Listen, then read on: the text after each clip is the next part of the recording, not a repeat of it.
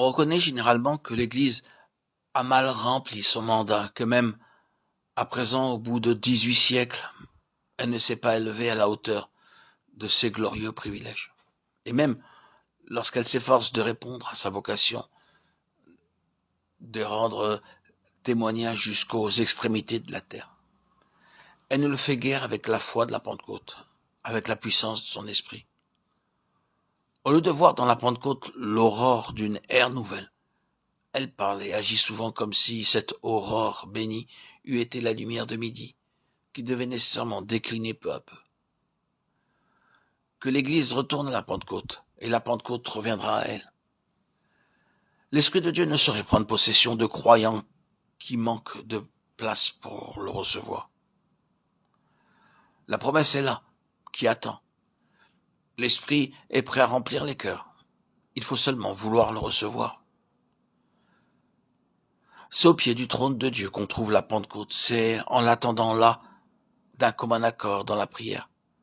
C'est en l'attendant avec la foi que fortifie l'attente même, avec la foi qui regarde au Seigneur glorifié, sans douter de la manifestation de sa puissance, qu'on l'obtient encore à présent.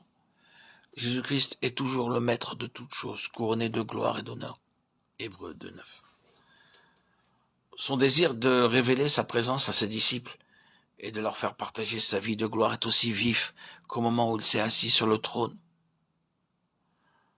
Prenons place au pied du trône, attendons-la avec une foi vivante, afin que, remplis du Saint-Esprit, nous puissions rendre témoignage de Jésus.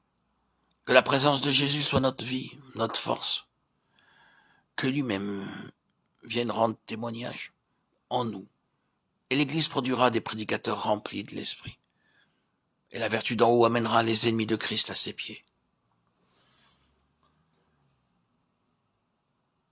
Seigneur Dieu, nous adorons au pied du trône où ton Fils est assis avec toi, couronné de gloire et d'honneur. Nous te rendons grâce, nous te bénissons de tout ce que tu as fait pour nous. Les enfants des hommes, de ce que celui en qui tu prends ton plaisir appartient à la terre autant qu'aux cieux, à nous autant qu'à toi, ô Dieu. Nous adorons ton amour, nous louons ton saint nom.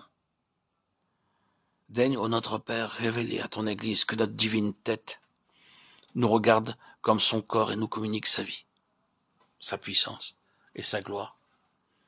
Daigne lui apprendre aussi que c'est le Saint-Esprit qui se charge de nous apporter cette foi, cette puissance et cette gloire. Oh, puissent tes enfants se réveiller et comprendre l'œuvre du Saint-Esprit, reconnaître que c'est lui qui réalise en nous la présence de notre Seigneur glorifié, et qui nous revêt de la vertu d'en haut nécessaire à l'accomplissement de notre œuvre ici-bas.